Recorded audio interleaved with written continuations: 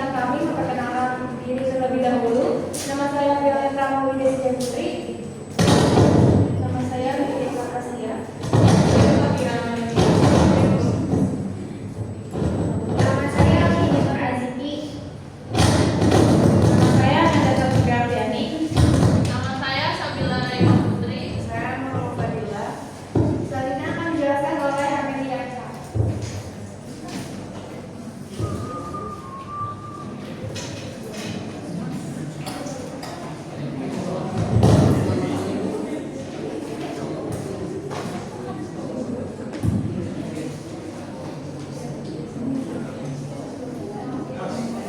Pertama ada latar belakang. Dalam era globalisasi dan perubahan regulasi yang dinamis, analisis jabatan menjadi elemen penting dalam pengelolaan sumber daya manusia, khususnya bagi staf PNS di Kementerian Keuangan Republik Indonesia.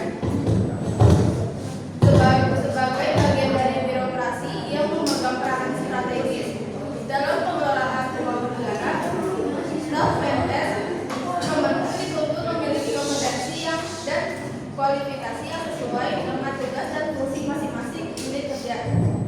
Melalui job analisis, setiap posisi dapat dipetakan secara jelas, mulai dari deskripsi tugas, tanggung jawab, hingga keterampilan yang dibutuhkan sehingga penempatan pegawai menjadi lebih tepat sasaran dan mendukung kinerja organisasi yang profesional, efisien, dan adaptif terhadap tantangan kebijakan fiskal serta tuntutan pelayanan publik yang terus berkembang.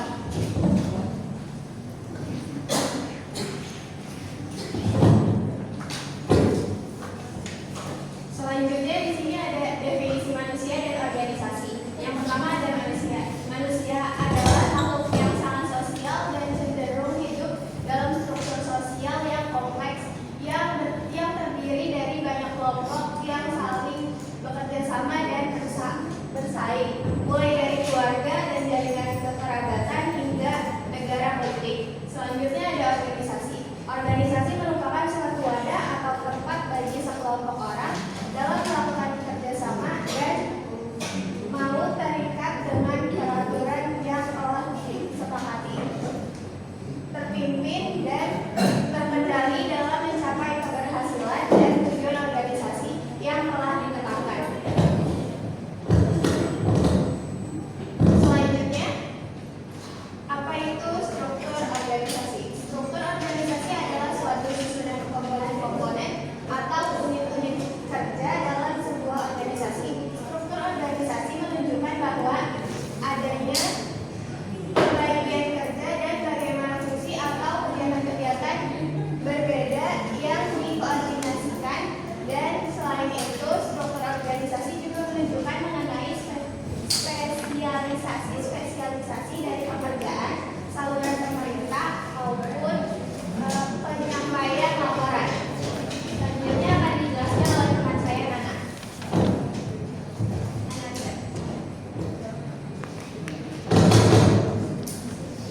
Selanjutnya ada job definition dan job analysis.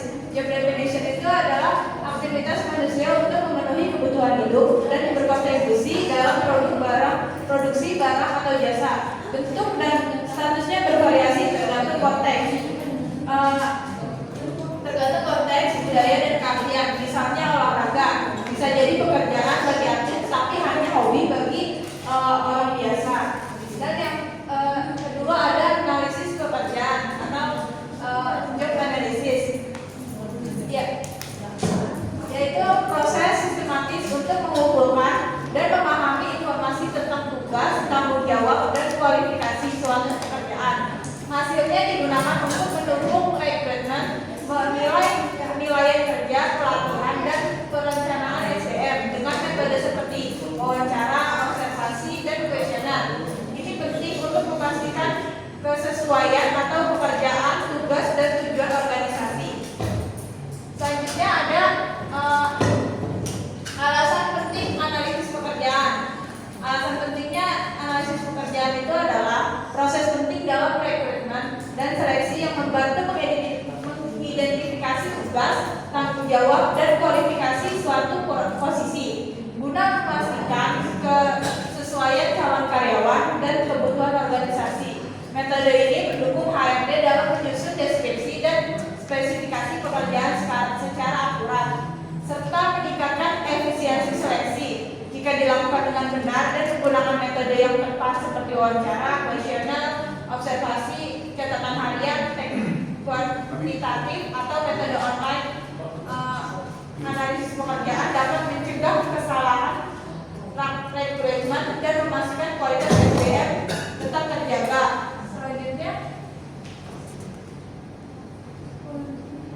Selanjutnya akan dijelaskan oleh Salina. Manajemen sumber daya manusia. MSDM adalah suatu ilmu atau cara bagaimana mengatur hubungan dan peran sumber daya atau tenaga kerja yang dimiliki oleh individu secara efisien dan efektif serta dapat digunakan secara maksimal sehingga tercapai tujuan bersama perusahaan, karyawan, dan masyarakat jadi maksimal. Sumber daya manusia merupakan salah satu prioritas terpenting yang harus dikelola oleh perusahaan, baik perusahaan yang bergerak dalam bidang manufaktur maupun jasa. Hal ini merupakan suatu keniscayaan mengingat keberlangsungan perusahaan hanya akan dapat terwujud manakala sumber daya yang terlibat di dalam perusahaan memiliki komitmen dan kualitas sehingga mampu terus berinovasi mengikuti kebutuhan konsumen.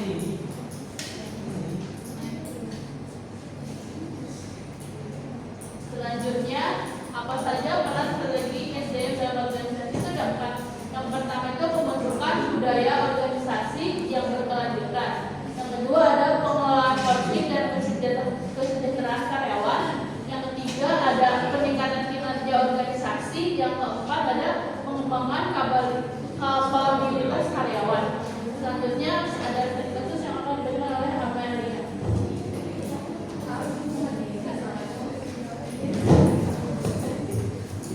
Selanjutnya, apa itu profesi? Profesi dapat diartikan sebagai suatu pekerjaan atau jabatan yang menuntut keahlian yang didapat melalui pendidikan dan latihan. Menurut persyaratan khusus memiliki tanggung jawab dan kode etik tertentu. Pekerjaan yang bersifat profesional berbeda dengan pekerjaan lainnya karena suatu profesi memerlukan kemampuan dan keahlian dalam melaksanakan profesinya. Jadi, profesi adalah suatu pekerjaan atau jabatan yang menuntut keahlian tertentu.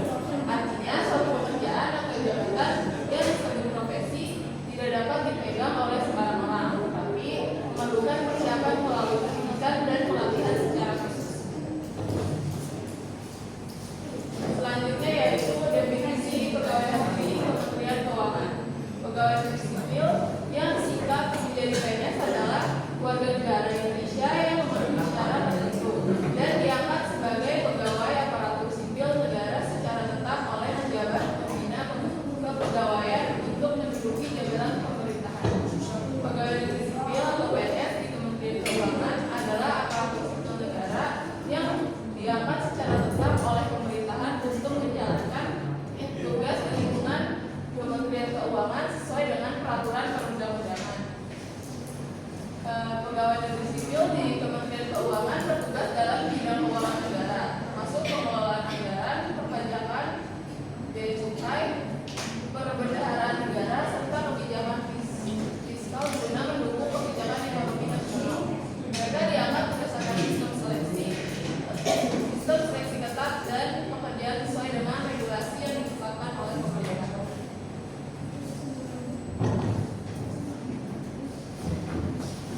Selanjutnya ini ada struktur organisasi. Kami ambilnya di bagian DJK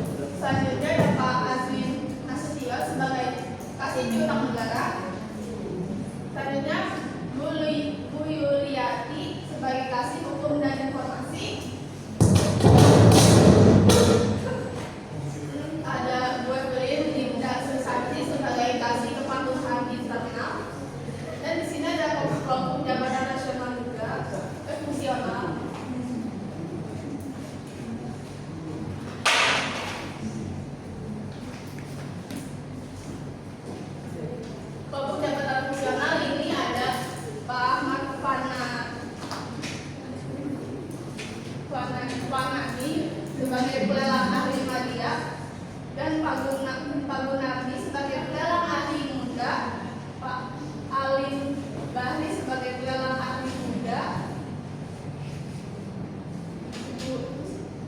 Ibu Niken Arum sebagai pelelang ahli muda, Ibu Nomi Arum Sari sebagai pelelang ahli muda,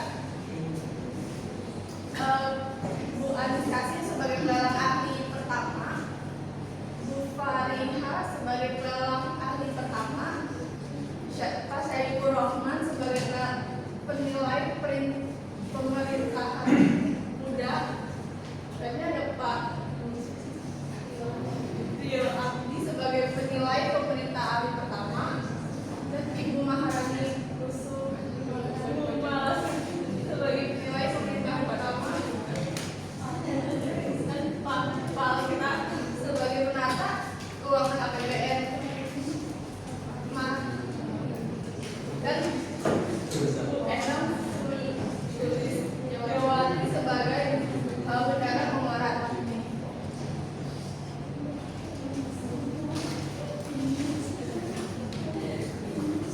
Selanjutnya ada jenis profesi di PNS Kementerian Keuangan secara umum terbagi dua, yaitu ada profesi keuangan yang diawasi secara khusus dan profesi keuangan lainnya. Profesi keuangan yang diawasi secara khusus memiliki standar khusus dan pengawasan ketat karena berkaitan langsung dengan pengelolaan keuangan negara. Setiap profesi memiliki tugas dan tanggung jawab spesifik untuk memastikan keuangan negara yang dikelola secara akurat, transparan, dan sesuai dengan regulasi yang berlaku. Dalam profesi keuangan yang diawasi secara khusus terdapat 6 profesi, yaitu yang pertama ada akuntansi yang bertugas untuk mencatat dan mengelola keuangan negara, audit laporan, dan pengendalian internal. Selanjutnya ada perpajakan yang bertugas untuk mengaudit kepatuhan pajak, penilaian objek pajak, dan edukasi perpajakan. Lalu ada penilai yang dimana menilai aset negara untuk kebijakan keuangan, pajak, dan lelang.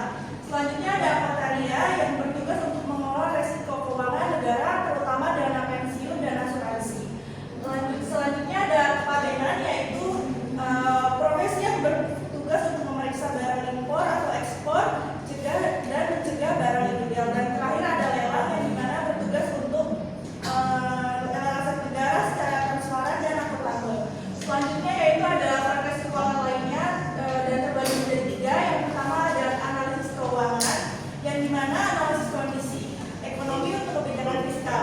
Selanjutnya ada analisis anggaran yang bertugas untuk merencanakan dan mengevaluasi anggaran pemerintahan, dan yang terakhir ada peranata keuangan yang bertugas dalam mengelola anggaran, sistem keuangan, dan laporan internal keuangan negara. Berbagai profesi di Kementerian Keuangan ini memiliki peran yang sangat penting dalam mengelola keuangan dari negara secara transparan dan akuntabel, sehingga dengan adanya tenaga profesional di bidang keuangan ini, pemerintah dapat memastikan bahwa keuangan negara ini dapat dikelola untuk masyarakat secara optimal. Selanjutnya ada tugas dan wewenang dari Kementerian Keuangan. Kementerian Keuangan memiliki peran penting dalam merancang kebijakan keuangan negara.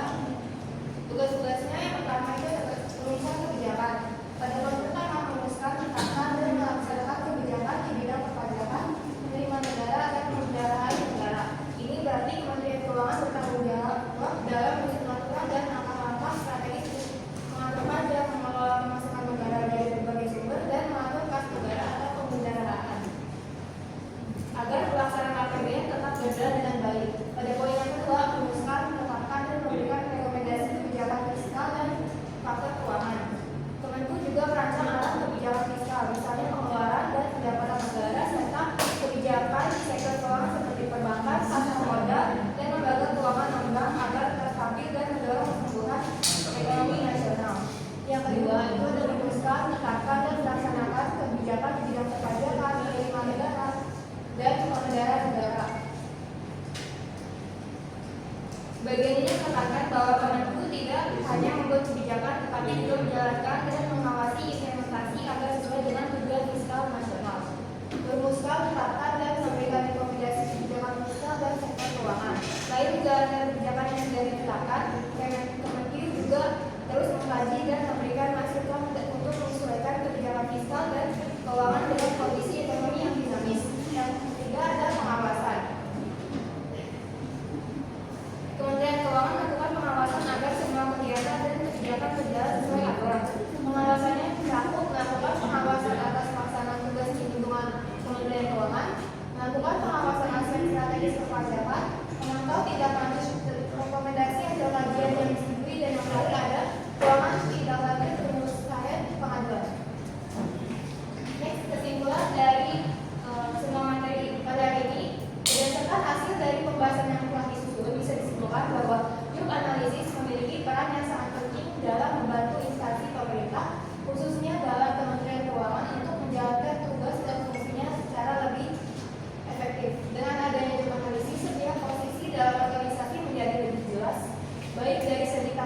jawab, wewenang maupun kualifikasi yang dibutuhkan. Hal ini tentunya mempermudah dalam pengawasan pegawai mulai dari proses rekrutmen, pengembangan sampai dengan nilai kinerja. Di tengah tuntutan reformasi birokrasi dan pelayanan publik yang semakin kompleks, Kementerian Keuangan perlu memiliki sistem manajemen SDM yang kuat dan terstruktur. Analisis ini menjadi salah satu fondasi yang penting agar organisasi dapat bergerak lebih dinamis dan responsif terhadap kebutuhan masyarakat. Tidak hanya sebagai alat administrasi, tapi juga sebagai bagian dari upaya membangun organisasi yang lebih transparan, efisien, dan berorientasi pada hasil. Sekian presentasi dari kami. Ada yang ingin bertanya?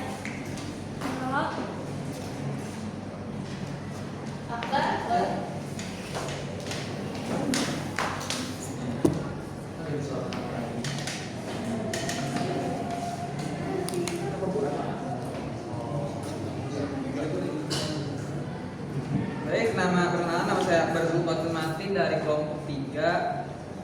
Saya ingin bertanya, apa tujuan utama dari penerapan sistem informasi MSDM di Kementerian Keuangan? Apa tujuan utama? Dari penerapan sistem informasi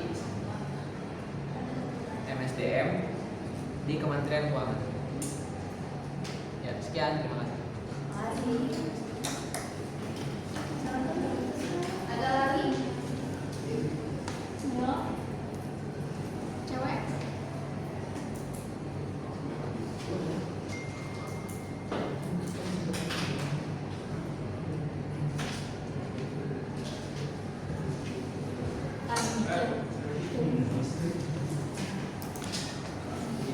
Dari kelompok 3, perkenalkan nama saya Abdi Berkaripia. Saya mau tanya bagaimana sistem informasi MSDM membantu pengelolaan pegawai negeri sipil PNS untuk Kementerian Keuangan. Sekian, terima kasih.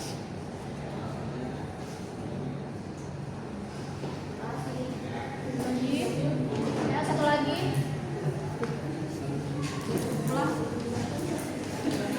Oke, assalamualaikum warahmatullahi wabarakatuh. Perkenalkan saya Muhammad Fadil Sabto dari kelompok 5 ingin bertanya apa yang akan Anda lakukan jika menemukan kesalahan dalam laporan keuangan? Terima kasih.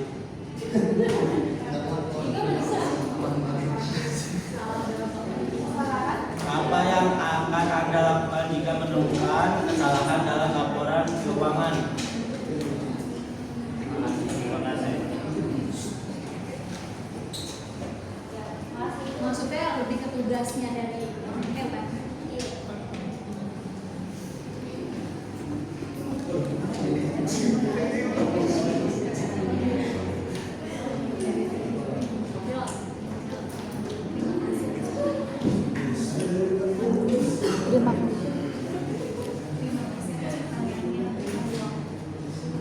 Terima kasih atas pertanyaannya. Izinkan kami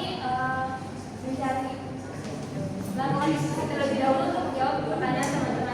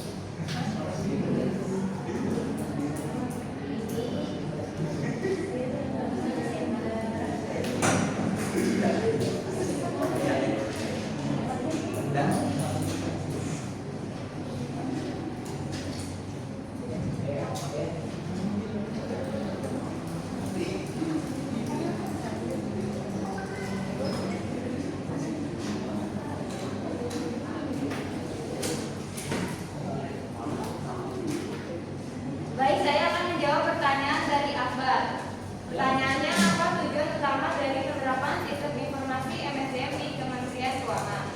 Tujuan utama dari penerapan sistem informasi MSDM di Kementerian Keuangan adalah untuk mengelola data dan memproses kepegawaian secara terintegrasi dan efisien, sehingga mendukung pengambilan keputusan yang tepat dalam pengelolaan SDM. Secara lebih rinci, tujuan penerapannya itu yang pertama, meningkatkan efisiensi dan efektivitas pengelolaan SDM mulai dari rekrutmen, nilai kinerja, pelatihan, juga promosi jabatan. Yang kedua, menyediakan data kepegawaian yang akurat dan real time untuk mendukung perencanaan strategis SDM. Yang ketiga, mendukung transparansi dan akuntabilitas dalam manajemen kepegawaian. Yang keempat, mempermudah layanan administrasi kepegawaian baik untuk pegawai maupun manajemen. Yang kelima, memfasilitasi monitoring dan evaluasi kinerja pegawai secara objektif dan terukur. Jelas, apa? Ya, terima kasih.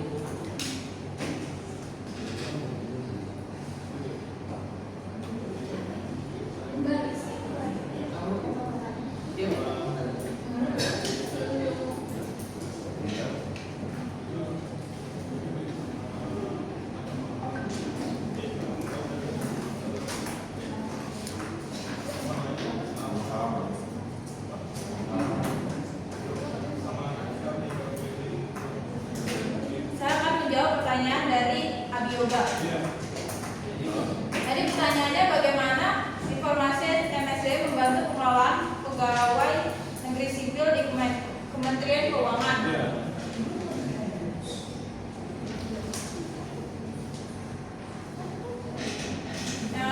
Yang pertama itu ada penyediaan data pegawai yang akurat. Sistem informasi MSDM menyimpulkan seluruh data pegawai seperti data pribadi, jabatan, pangkat, riwayat pendidikan, pelatihan hingga kinerja. Data ini memudahkan dalam perencanaan kebutuhan SDM, rotasi jabatan dan promosi. Yang kedua ada mendukung proses administrasi pegawai, yaitu berbagai proses seperti kenaikan pangkat, mutasi, cuti, dan pensiun dapat dilakukan secara digital, lebih cepat, efisien, dan minim kesalahan. Yang ketiga ada mempermudah pemantauan kinerja. Informasi MSDM memungkinkan pemantauan kinerja seperti secara terukur berdasarkan indikator yang jelas. Ini membantu dalam memberi reward atau penghargaan maupun evaluasi yang objektif. Yang keempat ada menunjang perencanaan dan pengembangan karir. Dengan data yang lengkap, Kementerian Keuangan dapat menyusun rencana pengembangan karir yang lebih tepat, seperti memberi pelatihan sesuai kebutuhan pegawai dan organisasi. Yang kelima ada meningkatkan transparansi dan akuntabilitas, karena semua data tercatat dalam sistem proses pengelolaan SDM seperti lebih transparan, bisa dipertanggungjawabkan dan meminimalkan praktik yang tidak baik.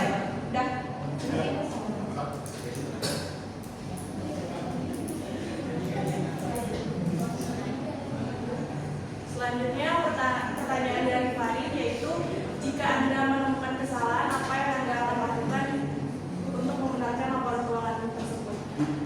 Pendapat kami sebagai mahasiswa, yang pertama adalah melakukan revisi dalam laporan keuangan tersebut. Namun, jika memposisikan diri kami sebagai pegawai negara sipil di Kementerian Keuangan, ada beberapa langkah yang akan dilakukan PNS tersebut dalam